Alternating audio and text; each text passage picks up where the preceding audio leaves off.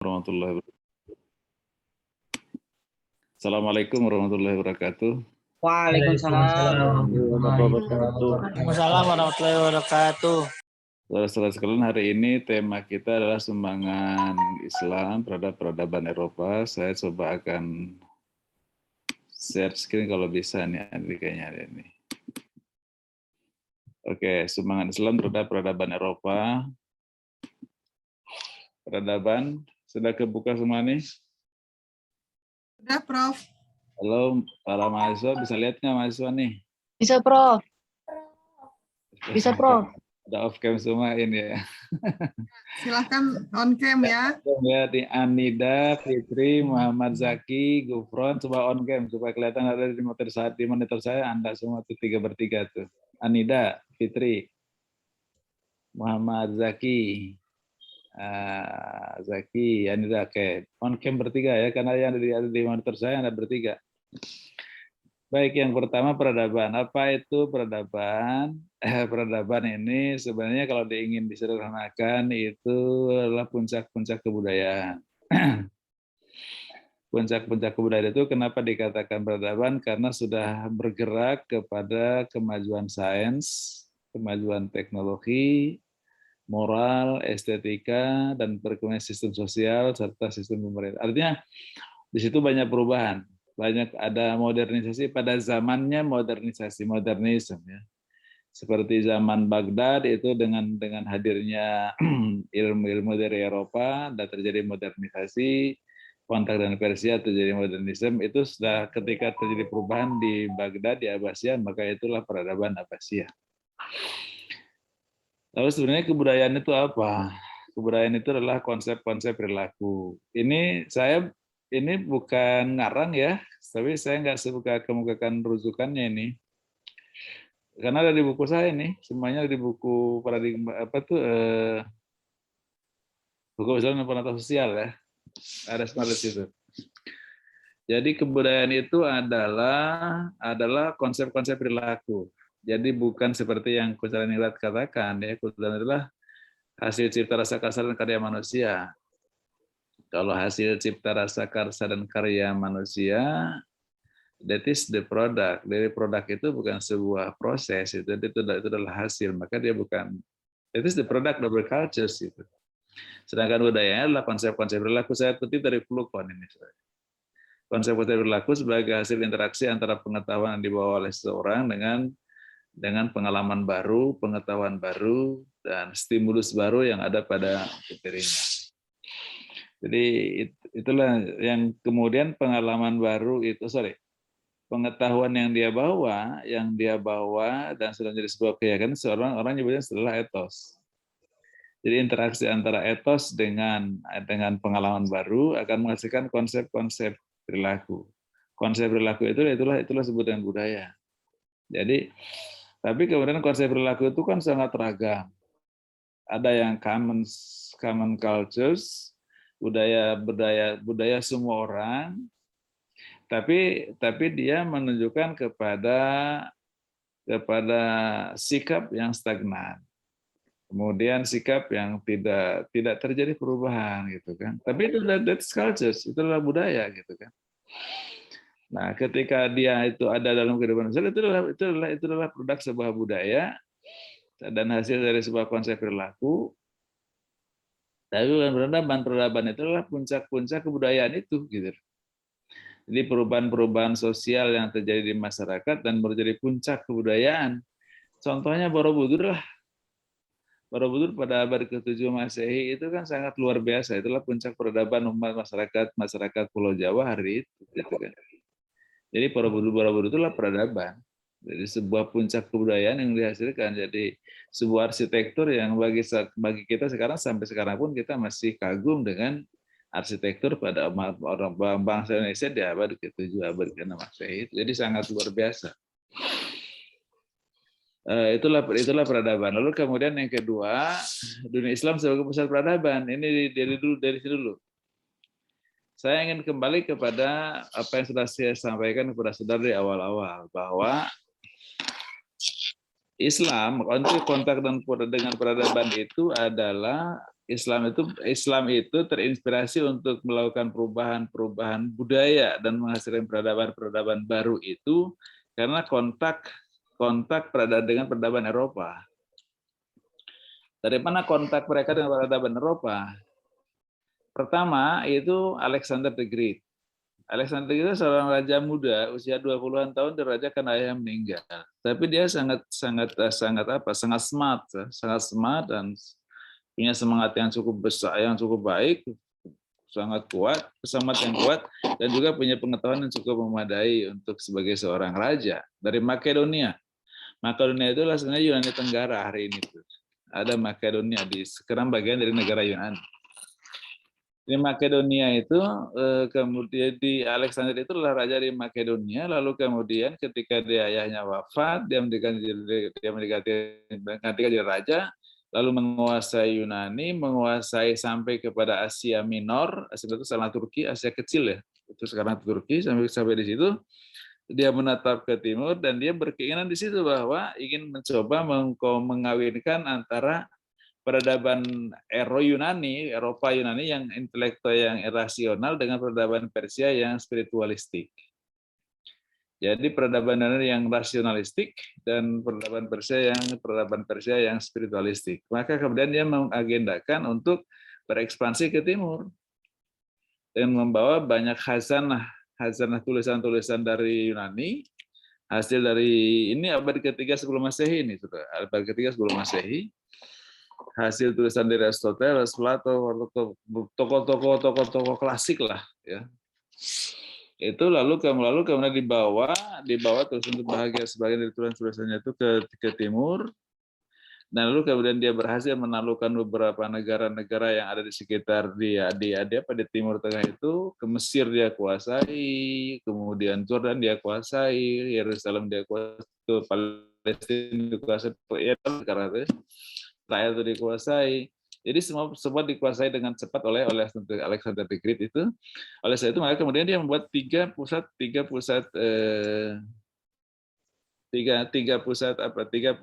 keilmuan, tiga pusat peradaban, yaitu di Alexandria di Mesir, Jundisafur di Persia, di Isfahan, lalu kemudian yang ketiga adalah Antioquia di Turki.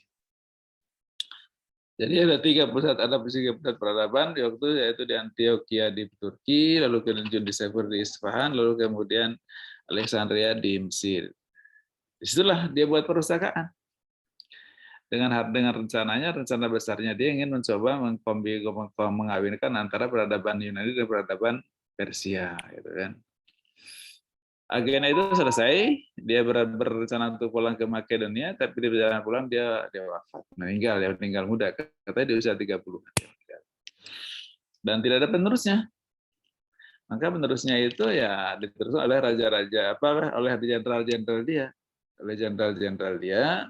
Tapi agendanya dari Alexander itu terus berjalan gitu, walaupun terus beralih kekuasaan, dikuasai oleh jenderal-jenderalnya Makedonia, dikuasai oleh Mesir, sampai kemudian akhirnya dikuasai oleh Romawi Timur yang berpusat di Konstantinopel.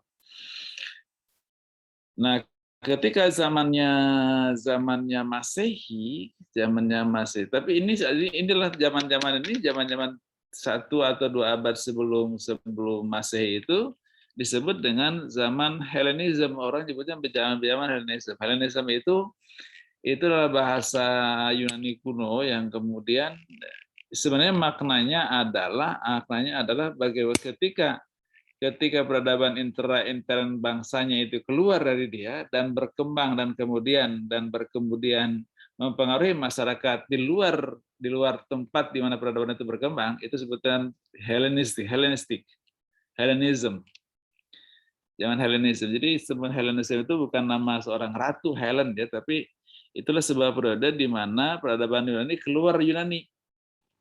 Alexandria, Jundisafur, sama di Antioquia, atau di Mesir, di Isfahan, dan di Turki. Turki Asia Kecil, Mesir, dan di Persia. Itu berkembang peradaban Yunani. Kemudian ketika masa Masehi, kekuasaan Romawi itu dikuasai oleh Kristen, lalu kemudian pusat-pusat peradaban ini kemudian dikuasai oleh rahib-rahib Kristen, dan di samping perpustakaan itu dibangun gereja.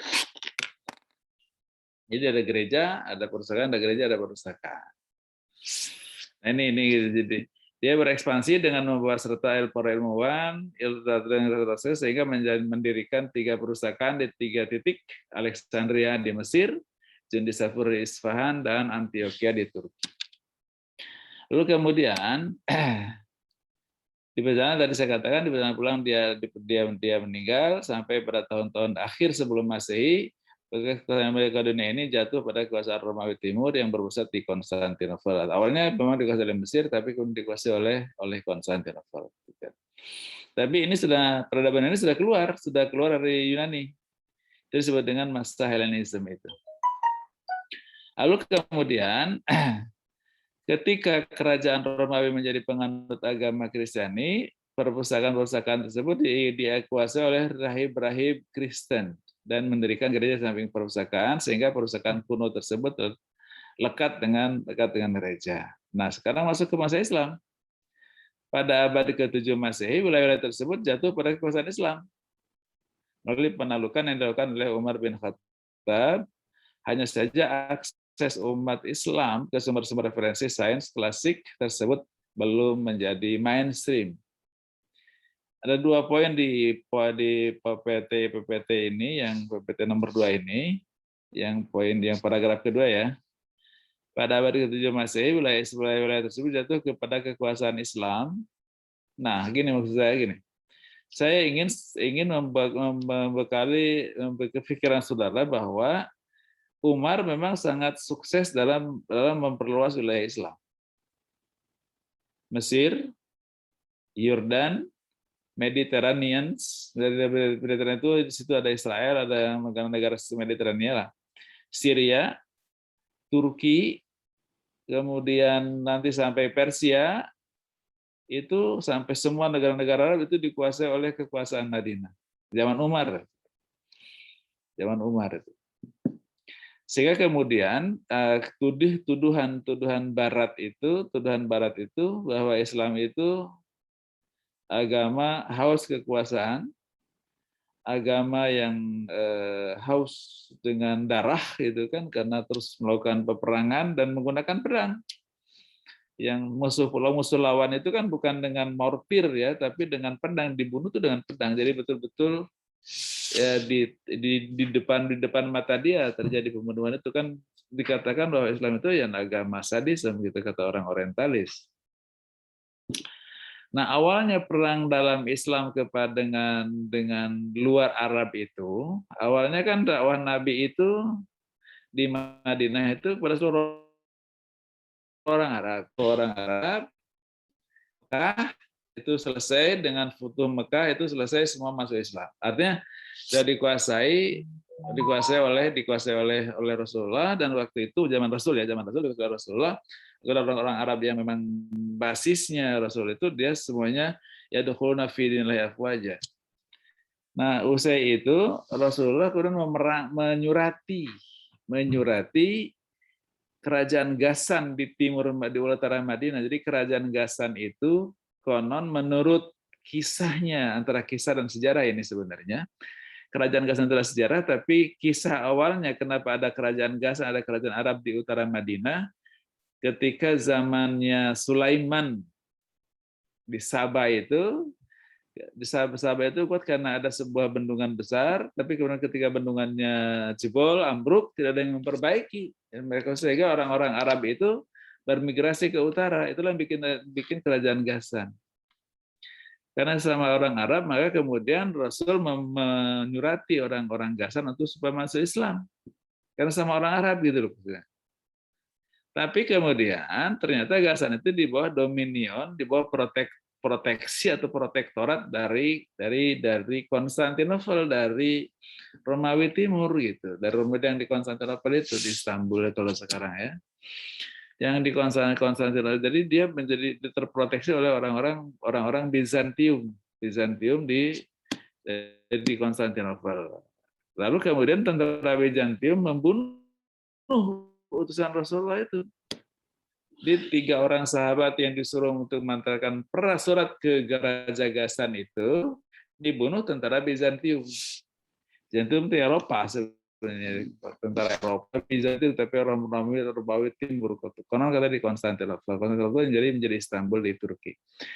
Nah, karena para sahabat tadi dibunuh di Madinah, agak heboh. Istri sahabat tadi protes kepada Rasulullah.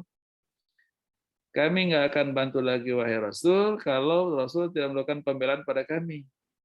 Sahabat suami-suami kami dibunuh kalau Rasul diam saja tidak melakukan pembelaan, maka kami tidak akan membantu Rasul. Kira-kira gitu. Istri ibu kan wajar kalau ngomong gitu. Ya, lalu kemudian Rasulullah dia bersikapnya apa?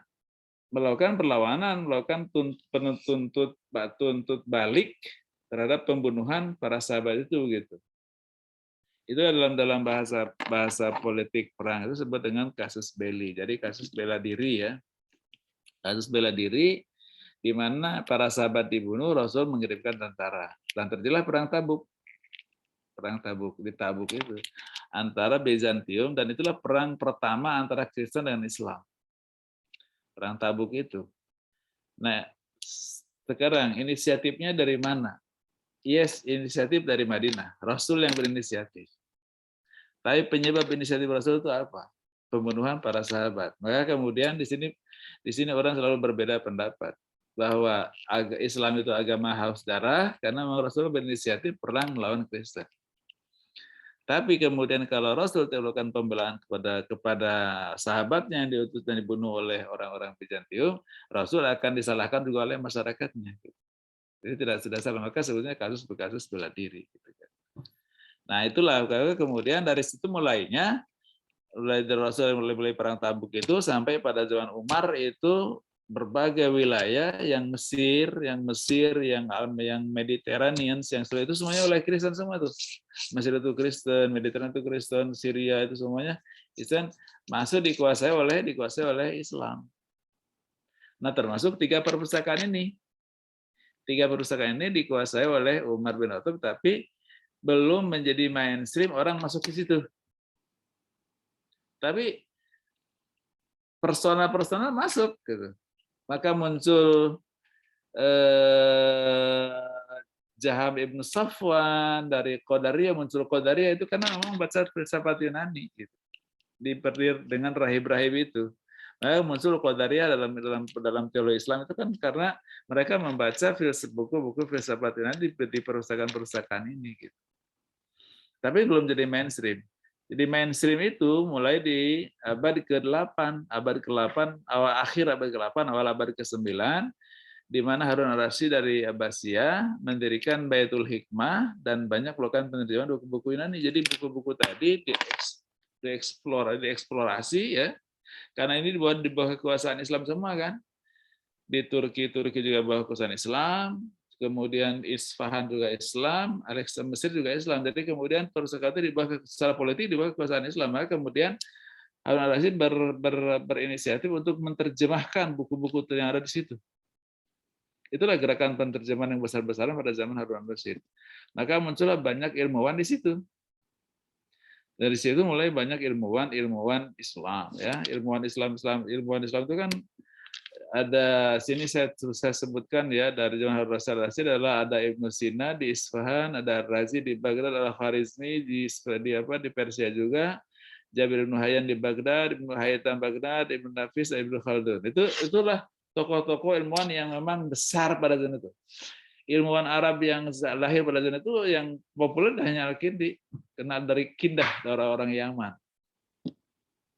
Sedangkan Al-Farabi, Ibnu Sina kan semuanya orang-orang Persia gitu. Jadi orang-orang Persia masuk ke Islam, kemudian dia punya genetika keilmuan yang cukup kuat, maka mereka melakukan bersama-sama Harun ar-Rasyid. Sementara Harun ar-Rasyid itu kan khalifah dari Abbasiyah. Khalifah dari Abbasiyah, genetik Arab. Genetik Arab. Cuman Harun ar-Rasyid itu anak dari Al-Mahdi, kalau tidak salah dia dari istri Persia. Jadi ibunya itu Persia. Maka ada genetika keilmuan. Maka kemudian dia cinta ilmu. cinta ilmu, maka dia ada gerakan-gerakan itu. Dan di samping itu bahwa negara pada zaman itu memang dalam tingkat kemakmuran yang sangat luar biasa.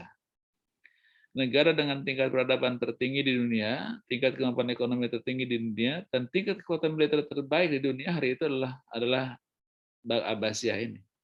Eropa belum ada, Amerika belum ada, apalagi Australia. Masih orang-orang aborigin yang ada di situ. Tapi peradaban di abad ke-8, abad ke-9, abad ke-10 itu ada di umat Islam. Di umat Islam dimulai dari sini. Dimulai dari penterjemahan buku-buku yang dibawa oleh Alexander the Great ke timur, ada di 3 perusahaan besar, oleh Harun al-Rasyid diterjemahkan, digerakkan penterjemahan yang dibiayai oleh negara, dibiayai oleh negara, sehingga kemudian ya orang-orang Islam banyak yang pintar. Yang populer bagi kita sampai hari ini adalah Ibnu Sina, Ar-Razi, Al-Khawarizmi, ahli matematik, Jabir bin Hayyan, Ibnu Haytham, Ibnu Nafis, dan juga Ibnu Khaldun. Mereka berhasil mengembangkan berbagai disiplin ilmu dalam Islam, tapi rata-rata ke sains, ya, kimia, farmasi itu yang paling populer, kimia dan farmasi. Yang kedua astronomi itu paling populer juga. Astronomi itu sangat populer, ahli betul. Optik juga populer, fisika, sejarah, dan paling adalah kedokteran. Inilah sains yang memang bisa dikembangkan pada zaman klasik itu. Abad ke-8, abad ke-9 dan ke-10 itu inilah yang berhasil dikembangkan oleh para intelektual muslim pada zaman itu. Yang ditulis ini hanya sebagian kecil yang populer yang punya banyak tulisan, ya. Tapi selain itu masih banyak lagi ratusan ilmuwan yang ada di situ, hingga kemudian ketika nanti ada hulagu itu membakar semua khazanah itu, katanya itu airnya sungai Tigris dan Efrat yang ada di Akbar itu menjadi hitam karena saking banyaknya tulisan, dan tidak di copy. Semua tulisan itu tulisan tangan. Jadi satu buku ya satu buku itu gitu. Tulisan. Kenapa? Karena nggak ada percetakan, belum ada percetakan pada zaman itu. Begitu luar biasanya orang-orang dedikatifnya, tapi memang Harun al-Rasyid juga sangat dedikatif betul untuk pengembangan ilmu, sehingga orang yang menerjemahkan buku itu, satu buku dia terjemahkan, honor dikasih raja itu bisa cukup untuk menghidupi keluarganya selama 1 tahun. Itu kira-kira zaman kemakmuran zaman itu. Oke. Berkembangnya universitas dunia Islam. Nah, habis ini. Lalu kemudian dimulai di Isfahan ketika Abbasiyah itu di bawah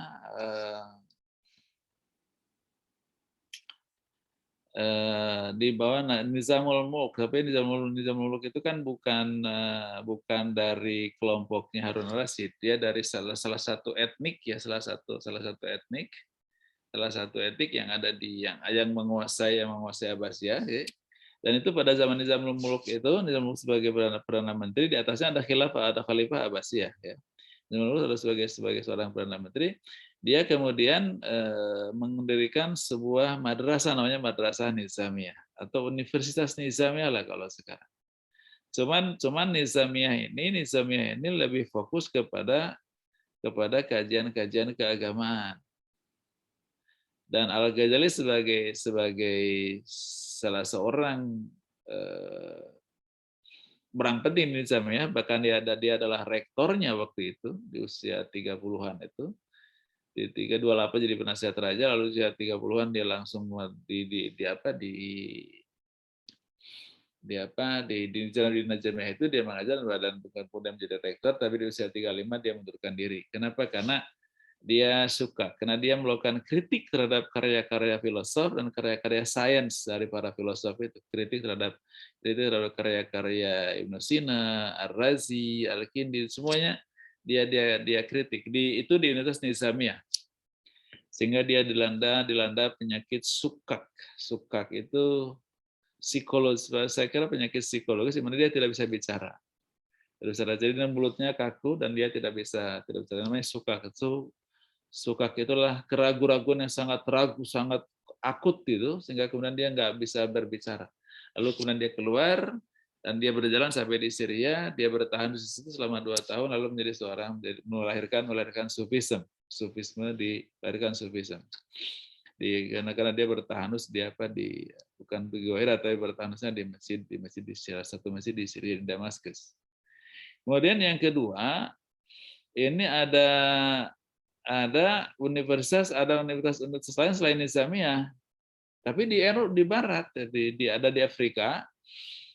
Ketika Aghlabi yang berpusat di Tunis itu berkuasa abad ke-11, abad 10 ya, lalu teruskan oleh Al-Fatimi, lalu teruskan Al-Khalibi, itu dia punya universitasnya tidak berubah. Tetap walaupun diberikan oleh Aghlabi, lalu Aghlabinya tumbang digantikan oleh Fatimi, tapi universitasnya tidak dihentikan, terus berjalan. Itu universitasnya itu di Sisilia, di kota Napoli kalau sekarang. Napoli itu kan pusatnya klub Napoli ya. Jadi ada universitas besar punya Muslim, punya orang Islam di situ, dan orang-orang Italia itu turun belajar ke situ, ke Sisilia. Nah kalau di Nizamiyah itu lebih banyak kurikulumnya itu kajian-kajian keagamaan murni. Kalau di Sisilia itu banyak ke sains gitu. Jadi sains tentang fisika, kimia, farmasi, astronomi, matematika, kedokteran itu dipelajari di sini gitu. Dan yang lebih populer lagi ada di Cordova itu. Di Cordova, karena di Cordova kan banyak tokohnya ya, banyak tokohnya. Di Cordova itu ada Ibnu Bajjah, Ibnu Tufel, ada kemudian Ibnu Rus yang paling populer ya, Ibnu Rus yang paling populer itu di situ. Dan di situ mereka banyak ilmuwan. Dan itu pada abad-abad yang sama, abad 10, 11, 12, dan 13, di mana universitas itu didatangi oleh para mahasiswa Eropa. Kalau Sisilia itu dari Italia yang paling dekat, kalau di Cordova itu dari Prancis, karena Prancis dengan Spanyol itu kan berbatasan negara langsung. Hanya dihalangi oleh pegunungan Pirenia. Di orang menyeberang ke pegunungan Pirenia itu langsung turun di Spanyol. Cuman Spanyol di utara itu kan Barcelona ya. Jadi sementara Islam itu kan datang dari selatan, dari Maroko. Maka kemudian yang berkembang awal itu di Seville dan Cordova itu di Spanyol Selatan. Tapi orang-orang Perancis itu ya belajar ke Spanyol Selatan itu, ke Seville, ke Cordova, tapi yang paling itu di Cordova. Disitulah sains berkembang. Jadi di Cordova itu tidak banyak studi Islam, tidak banyak studi agama, tapi kebanyakan sains yang dikembangkan oleh para ilmuwan termasuk filsafat. Nah, para mahasiswa dari Eropa itu ada yang turun ke Sisilia belajar di Sisilia, ada yang turun ke Spanyol belajar di Spanyol. Itulah jalur transformasi sains dari dunia Islam ke Eropa. Jadi jalurnya itu melalui universitas yang di tanah Eropa, tapi yang mendirikan umat Islam gitu.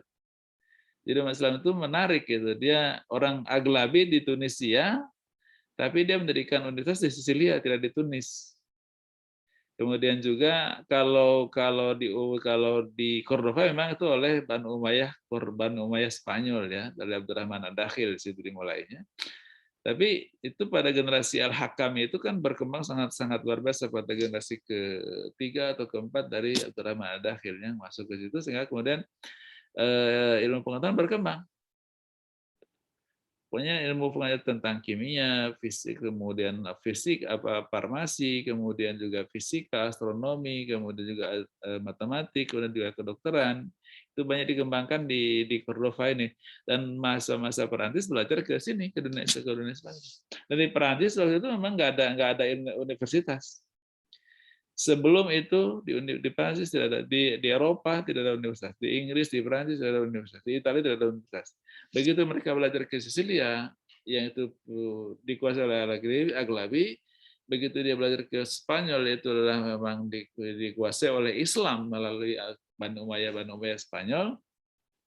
Maka kemudian mereka belajar dan kemudian bisa mereka mendirikan, berdasarkan ilmunya mereka mendirikan universitas di Prancis itu. Di Inggris dan Prancis. Mereka mendirikan universitas di sana. Maka kemudian pada abad 15, abad 16 mereka sudah mulai Renaissance. Dengan pengetahuannya, dengan ilmunya, lalu mereka melakukan mengembangkan riset-riset dan sebagainya, sehingga kemudian mereka bisa mengkoneksikan atau mengkontribusikan sains dan teknologinya untuk kemajuan ekonomi. Terutama ketika James Watt menemukan mesin uap abad ke-15, abad ke-16 itu, ya, maka kemudian Inggris dan Prancis itu over product untuk tekstil, lalu mereka mencari pasar. Untuk mendapatkan pasar baru itu mereka melakukan ekspansi ke timur. Melakukan ekspansi, maka kemudian Inggris menjajah ke wilayah timur, ke Asia, sedangkan Prancis ke Afrika. Maka semua negara-negara Afrika itu jadi frankofon, semua negara-negara Asia itu menjadi anglofon. Jadi bahasa keduanya bahasa Inggris. Gitu. Yang unik Indonesia tidak terjangkau oleh Inggris, tapi terjangkaunya oleh Belanda. Maka kita bukan anglofon, bukan frankofon. Dia bukan bahasa keduanya Perancis dan juga bukan bahasa keduanya Inggris. Bahasa pertamanya adalah bahasa Indonesia, bahasa keduanya adalah bahasa daerah kita masing-masing. Jadi Inggris itu ke Asia itu untuk mencari pasar. Karena dia ingin membangun pasar baru membangun pasar atau market baru di wilayah timur itu, maka Inggris berinisiatif untuk mencerdaskan masyarakatnya, masyarakat yang dijajahnya. India dikasih universitas, Malaysia dikasih universitas, Pakistan dikasih universitas, Singapura juga, semuanya adalah disekolahkan dulu orang-orang Malaysia, orang-orang Melayu disekolahkan dulu, orang-orang India disekolahkan dulu, semua orang-orang Pakistan itu disekolahkan dulu. Setelah mereka pintar, baru suruh belanja gitu loh. Maka kemudian ya mereka lebih pintar. Kenapa? Lain halnya dengan di Indonesia yang Belanda ke Indonesia itu ingin eksploitasi, maka supaya nggak ada yang protes, nggak ada yang lawan, jangan disekolahkan, mereka dibodohkan. Maka nggak ada sekolah di Indonesia awal-awal ya. Tapi 1901 Belanda dikritik oleh parlemen, oleh orang-orang Eropa lainnya gitu.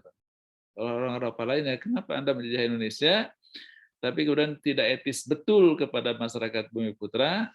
Nah, mereka dibodohkan, maka muncullah politik etis. 1901 yaitu sekolah untuk Bumiputra. Sekolah untuk Bumiputra. Kemudian ada 3 agenda politik etis itu, 1 pendidikan, 2 irigasi, 3 transmigrasi. Tapi yang paling penting itulah pendidikan, karena mulai ada pendidikan, maka Bung Karno itu produk politik etis. Kalau nggak ada politik etis, Bung Karno nggak akan bisa sekolah, nggak akan jadi insinyur, nggak akan jadi presiden. Gitu. Maka munculnya ITB itu Technico Hugo School di Bandung 1925 itu adalah produk dari politik etis. Kemudian juga munculnya kedokteran di UI itu diawali dengan kedokteran.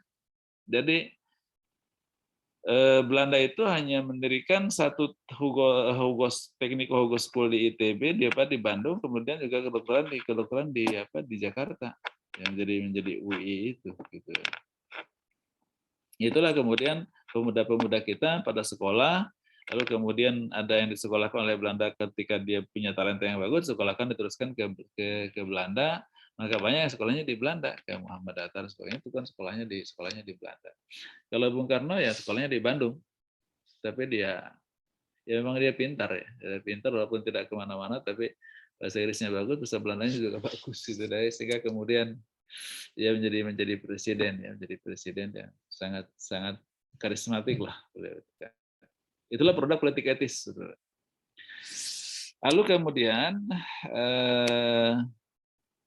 para mahasiswa Eropa belajar Universitas Islam. Nah ini kan di Eropa tadi saya katakan di Eropa menjadi pusat peradaban Islam di abad ke-11, 12, 13, dan Rusia ini muncul beberapa tokoh besar, Ibnu Rushd, Ibnu Bajjah, Ibnu Tufel, Zahrawi, Ibnu Firnas, dan juga Al-Zarqali. Saya nggak begitu kenal yang tokoh-tokoh Zahrawi, Ibnu Al-Zarqali, tapi kalau Ibnu Rushd, Ibnu Bajjah, Ibnu Tufel itu minimal kami telah baca, telah membahas dalam makalah-makalah kami ketika kami kuliah ya, Ibnu Tufel dan sebagainya, terutama tentang kisah Raja Solomon itu.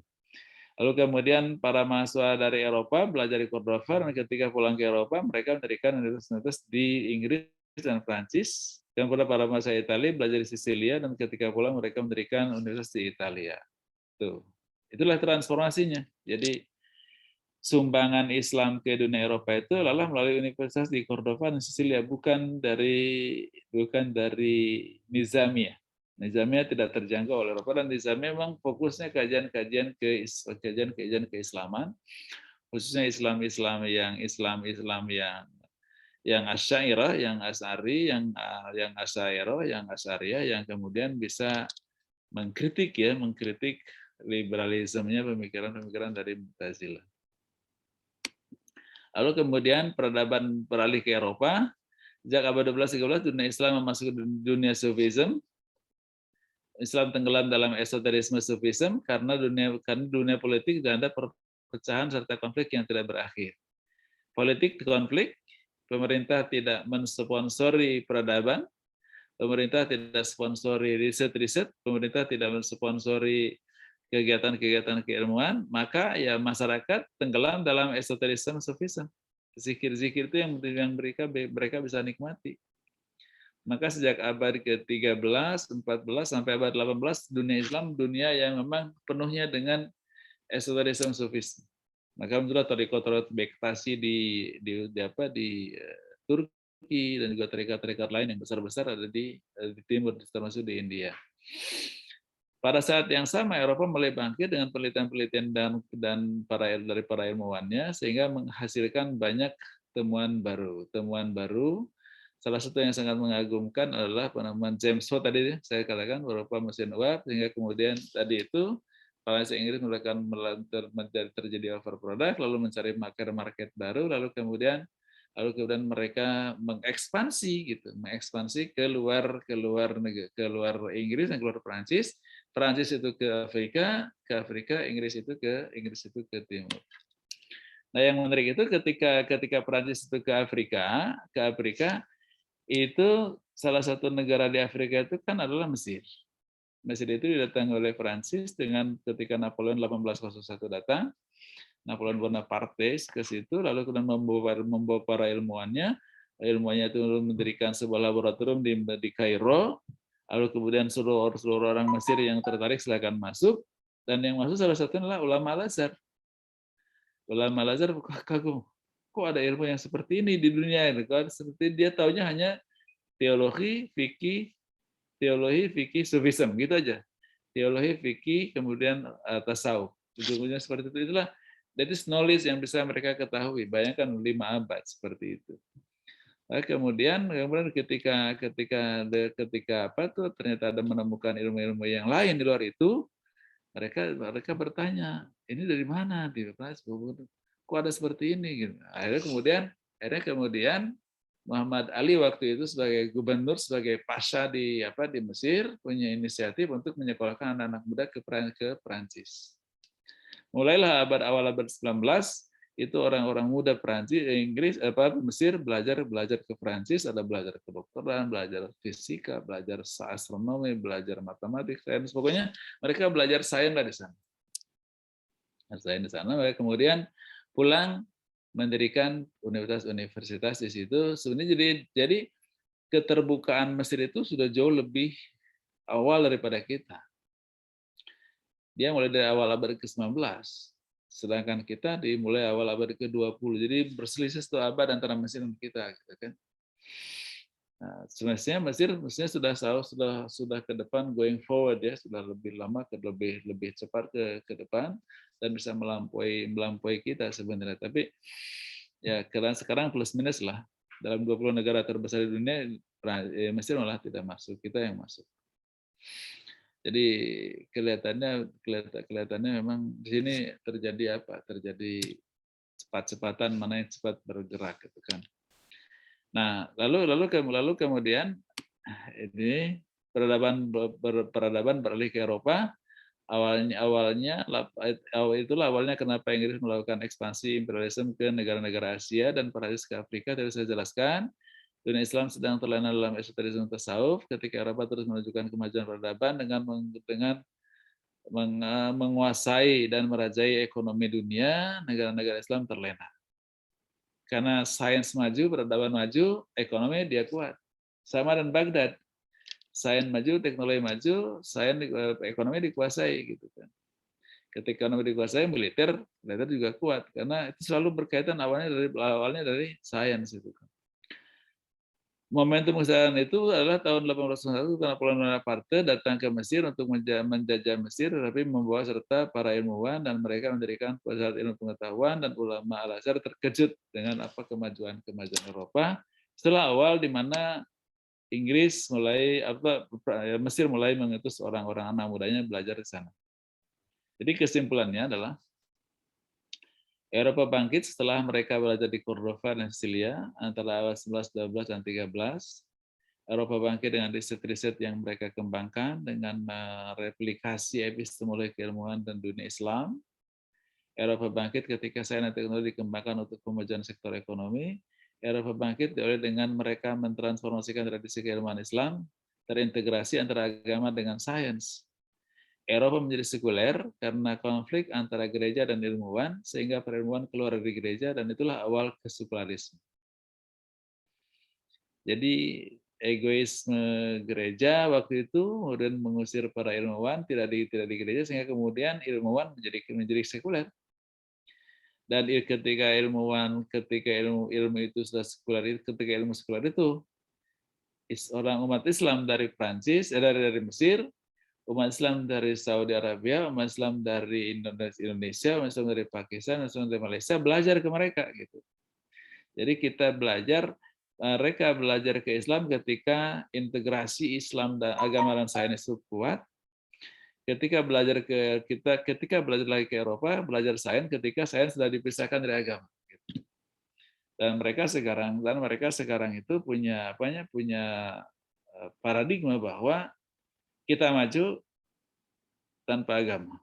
Jadi Eropa maju, agama ditinggal. Amerika maju, agama ditinggal.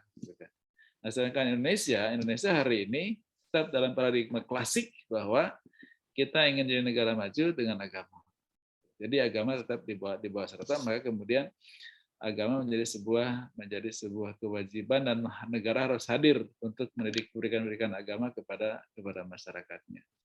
Itulah highlight dari saya, mungkin itu yang bisa saya sampaikan tentang tentang sumbangan dunia Islam kepada peradaban Eropa. Silakan kalau ada yang ditanyakan, bisa dipahami. Kira-kira itu ini orang sejarah lebih tahu. Siapa? Saya nggak ikut. Ini kan cerita sejarah ya. Cerita sejarah. Iya, tapi terpahami kalau mahasiswa nih. Nantiin kalau ada perbedaan data sejarahnya silakan aja, tapi nantilah setelah ini mereka paham skemanya. Ya. Silakan kalau ada yang mau ditanyakan. Silakan, ada yang ingin didiskusikan dengan saya.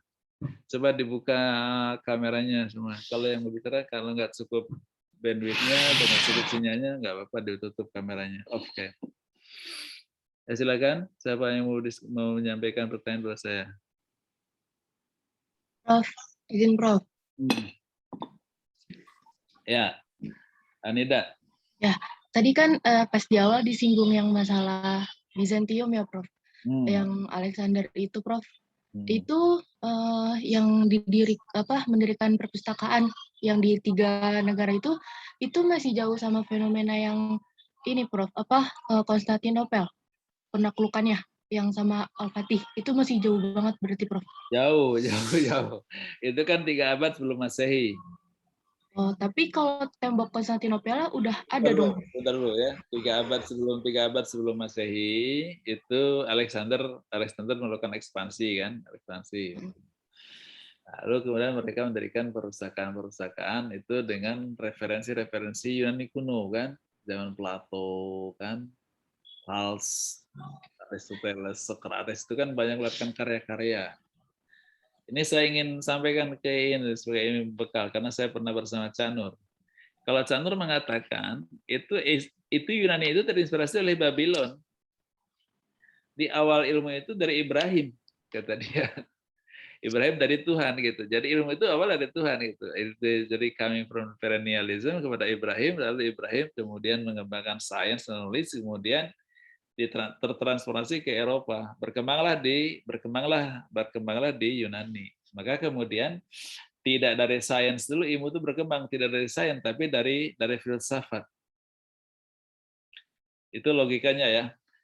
Kenapa tidak dari sains tapi kenapa dari filsafat? Karena memang dari wahyu itu kan sebenarnya dunia metafisis gitu. Ilmu-ilmu metafisis, ilmu-ilmu yang coming from metaphysical existence itu. Jadi coming on itu kepada kita itu dari metaphysical existence, dari Tuhan, dan diberikan kepada kita, lalu kemudian ditransformasi kepada banyak orang, tapi Yunani mungkin tidak terinformasi tentang who is the God itu, tidak sampai, tapi keilmuan metafisiknya mereka heritage mereka warisi, sehingga kemudian diawali dengan filsafat. Dan sains itu, awal sains itu adalah epistemologi metafisis. Jadi munculnya fisika, munculnya astronomi, munculnya kedokteran itu dari kontemplasi, bukan dari uji coba, bukan dari eksperimen. Itu menurut versinya Cak Nur ya, ketika kami kuliah sama beliau. Lalu dari Yunani ke timur, ke dunia Islam ke Eropa lagi. Nah sekarang dunia Islam sedang menggali lagi dari Eropa dan Amerika kira-kira gitu. Maka kemudian kita lebih banyak kuliah ke sana dan lebih banyak kita mengandalkan mereka, dan lalu kemudian kita mengharapkan bahwa banyak orang-orang dari Eropa atau Amerika yang bisa masuk ke universitas kita untuk memberikan kuliah. Gitu. Itu sebenarnya ya. Tapi kembali kepada tadi. Nah sekarang Konstantinopel ketika Bizantium itu kan pada zaman Kristen. Kristen itu kan setelah Masehi. Dan setelah Masehi itu kan pada zaman-zaman abad ke-1, ke-2, ke-3, abad ke-5 Masehi. Rasulullah kan abad ke-6 lahir. 10 kan? Jadi 6 abad setelah Kristen. Jadi setelah Kristen itu 6 abad baru kemudian Rasul. Jadi jarak antara Isa dengan Rasul itu 6 abad kira-kira, 5 abad lah, kira 5,5 abad kira-kira. Jaraknya antara Isa dengan Muhammad ya, sebagai Rasul terakhir. Nah, ketika sudah mulai masuk Kristen, setelah itu sudah ada Kristen itu kan di Mediterranean, basisnya di Israel ya, di Israel itu. Bethlehem itu kan di Israel. Bethlehem itu. Kalau saya ketika ke Israel ya dikasih kesempatan oleh orang Israel untuk ketemu masuk kamarnya Bunda Maria, di mana dia sedang gendong Yesus itu kan. Jadi kasih masuk kamar, ada buayannya tapi ya ada tunggu 2 orang suster, tapi 2 orang suster itu dia tidak memberikan jawaban apa-apa. Saya nanya tapi dia nggak ngomong, saya nyelotos ngomong tapi dia nggak ngomong apa-apa karena nggak boleh katanya. Karena itu puasanya Maryam, katanya dia sedang berpuasa kan itu. Jadi kalau ada orang bertanya kamu jangan jawab apa-apa kan itu puasanya Maryam, itu kan tidak puasa tidak bicara. Itulah suster-suster yang jagain buayannya Isa itu dia tidak bicara juga, sedang puasa. Nah itu jadi ketika itu sudah masuk Kristen dan masuk ke situ, dan kenapa Isa itu kan berhadapannya dengan kerajaan Romawi itu kan, Romawi itu yang menguasai Mediterania gitu kan. Tapi kemudian kerajaan Romawi itu berakhirnya menjadi penganut Kristen. Nah, penganut Kristen itulah pusatnya di Konstantinopel. Jadi itu setelah abad Masehi lah. Kalau benteng-benteng itu, kira-kira itu ya. Konstantinopel itu ya di situ. Dan konon itu bahwa sekarang menjadi Istanbul dari Turki.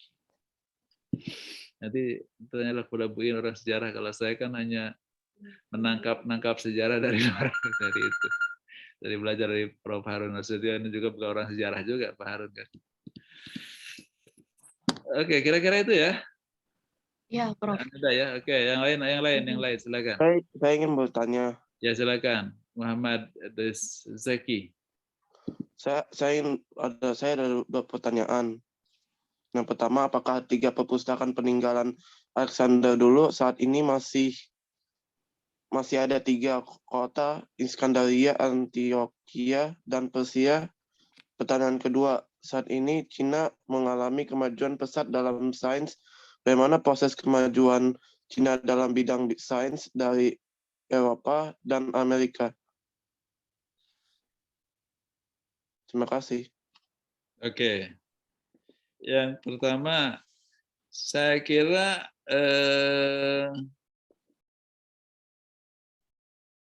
perpustakaannya pasti sudah mungkin peninggalannya ada. Saya sini kan belum pernah berziarah ke 3 tongkat tempat itu, cuma baca buku aja gitu kan, baca buku aja. Tapi nama-nama kotanya pun kelihatan sudah tidak mulai populer ya. Jundis Safur itu juga dalam sejarah saya setelah ini nggak baca lagi gitu kan. Hanya ketemu Isfahan. Isfahan. Kemudian juga Antioquia itu orang itu kan di antara Laut Tengah dibalkan lah itu. Dan itu sekarang sudah tidak populer juga. Nah, jangan-jangan nama-nama kota itu juga sudah tidak dipakai lagi mungkin ya. Tapi kalau Alexandria masih ada. Alexandria itu kan nama di tepi barat ya, Mesir di barat, jadi dekat terusan Suez di situ, Alexandria. Dan sekarang masih ada universitas, tapi saya juga belum pernah ke Alexandria ya. Saya kebetulan sampai ke Kairo aja, sampai ke Kairo ya. Dan perpustakaan-perpustakaannya, walau alam apakah masih ada atau tidak, tapi pasti kalau bangunannya pasti sudah diganti dan pasti sudah renovasi, dikonservasi, lalu kemudian juga mungkin dikonservasi. Kalau itu memang masih ada, lebih baik itu sebagai bukti-bukti arkeologis untuk bukti artefak bukti adanya sejarah itu kan. Tapi gedung-gedung itu pasti sudah berubah. Bahwa zaman Harun al-Rashid aja saya kira khazanah keilmuannya sudah ditransformasi ke bahasa Arab.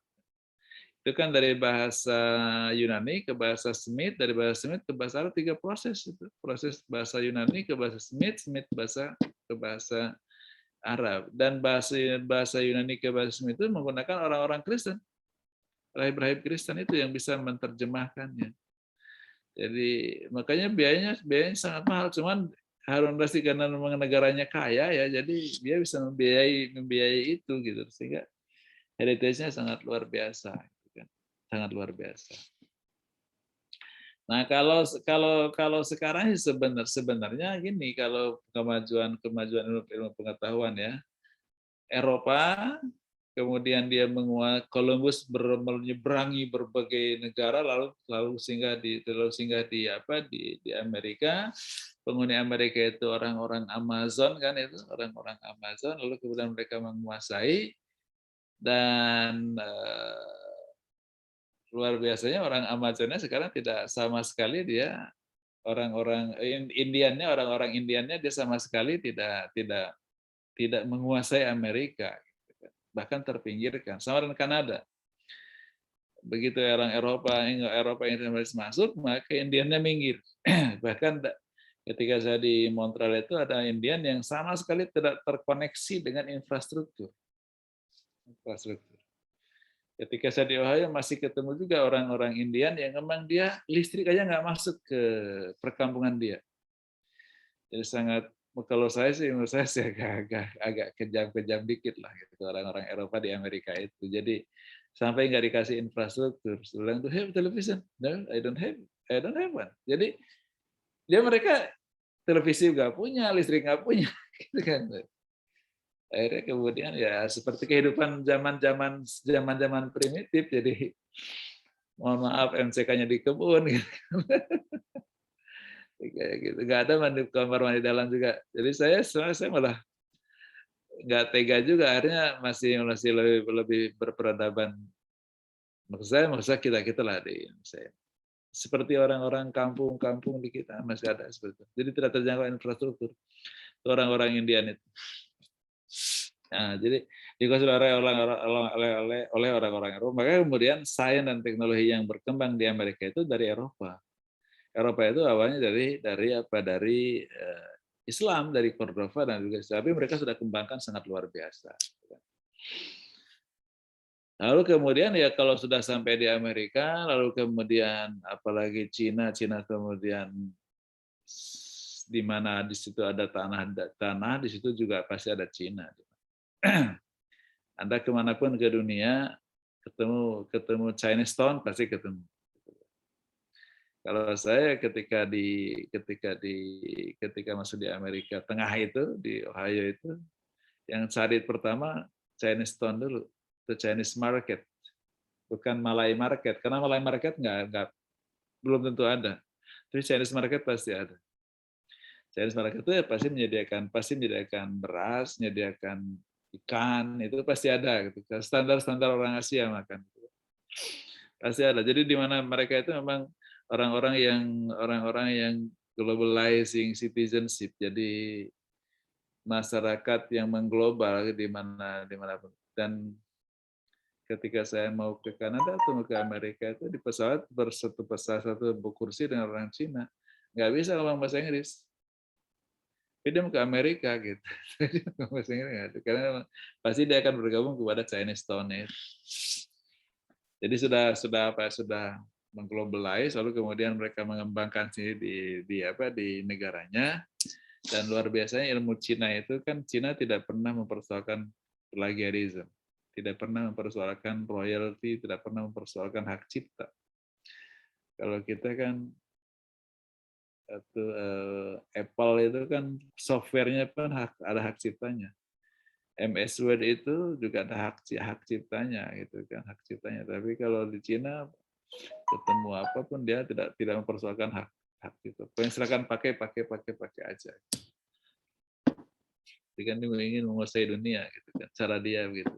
Nah, hari ini memang Cina yang menguasai sains dan teknologi karena kemajuan orang-orangnya untuk belajar, lalu kemudian dia yang banyak yang kembali ke negaranya mengembangkan negaranya, walaupun pada umumnya Cina itu antara berdiaspora dan balik itu adalah freely, jadi mereka silakan berdiaspora, nggak ada masalah, beasiswa penuh tapi berdiaspora nggak ada masalah. Kalau di kita kan beasiswa penuh ke Amerika harus pulang, tidak boleh berdiaspora di Amerika.